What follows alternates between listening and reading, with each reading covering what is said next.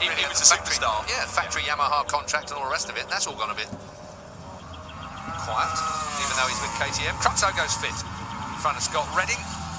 Number 23 there, that's got inside information on that. But you would think, I know it doesn't clash next weekend. Yeah.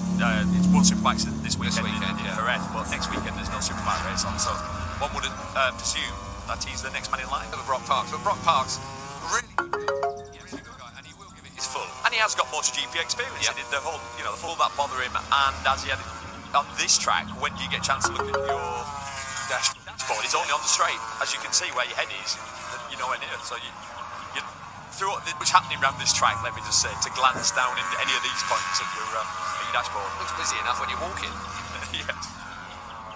Alicia's took down the gearbox. And it's blind, so you're coming over that crest. You do it all. I know you understand, but you do it all through that feel. But you have to do it. You have to be really smooth because you're coming over the crest. Alicia's gone fastest. On top, 29. Fastest lap of the weekend. Fastest lap last year here was a 29.6. Okay, conditions was Marc Marquez. Might be cold out there. They've all gathered in the box. And then just oh yeah, do you know I love that. Yeah. That was the ultimate short shift with the two of them. Beautiful seamless gearbox. Let's have a listen.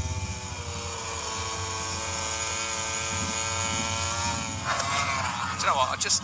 I wish every single time we come to a free practice somewhere, we could have just one lap. Yeah. One lap of sound and vision. Needs something greater. I wonder if this man's feeling inspired after Dobby's performance last time out. He got duffed up a bit by Zarco. He wasn't too chuffed about that, was he? Did you hear Davide Todot say? I told you about Davide anyway before the Japan incident of Lorenzo getting flustered and Davide control. I mean, but it's on all levels. He's working on all levels. His physique is different compared where it was. His attitude towards the team is completely different to how he was at Suzuki. Well, it's a bit like what when we're talking about Maverick Vinales. Maverick, lunchtime, Maverick gives everything. He takes it serious, obviously. And you expect that back from the people around you. And that's why when you come into always been hard work, hasn't it? Since he did so well at the boot camp, I mean, can't keep him back.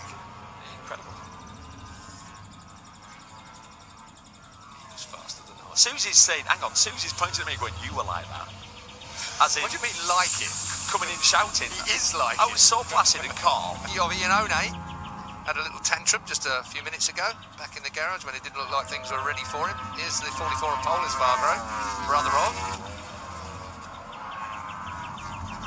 Tell you, this team, Paul Espargaro and Bradley Smith, both hard workers though. Yeah. It's going to be interesting. Tito. Where's he got down? Oh, I didn't see him there, did you? But that's where he said he was going, because Paul just went past 10. But you're right about what you said about the two riders in KTM. They chose well. Two totally different riders, the way they go about their work, or the way they ride a motorcycle, but both absolute perfectionists. Zarco Hitman as well, World Speedway champ, previously. Crumpy's here. They've got to get it. The wind that's relentless on this peninsula, sticking out towards Tasmania. It's not much below here, is there? If you go further south. A lot of sea. That's better. Pedrosa then. And that's put him in the top 10. So Pedrosa goes into the top 10. 9/10 off top time. Tigara back and okay. Yeah, that's good. That's the main thing. Oh, here we go. We're going to get a look at it now. Yeah, down into turn 10. MG. Oh, I tell you what. That wasn't very nice, was it? Proper face plant on the brakes. He hit the deck so hard that you have to think that must be his tyres. I mean, if we go back to the Bridgestone days, the asymmetric front tyre covered 70% the harder compound, and 30% of it was the slightly softer compound part of the tyre. And it almost down into these hairpins. You almost want it the other way around. You want like 70% of the soft. Yeah. And what's it like with these? I don't know. I think it's. I'm going to check that out. I think it's a split. I think it is. Yeah. Well, that might be FP1. I mean, that's 170 miles an hour just there. The front wheel's still trying to pop up. Yeah, but there is hardly any restriction at that particular pace, is it? They're all electronically managed, but usually in the lower gears. Yeah. Top end, you get full power. That's now time. The board you've got to your left then, just to clarify that, is what's happening right now.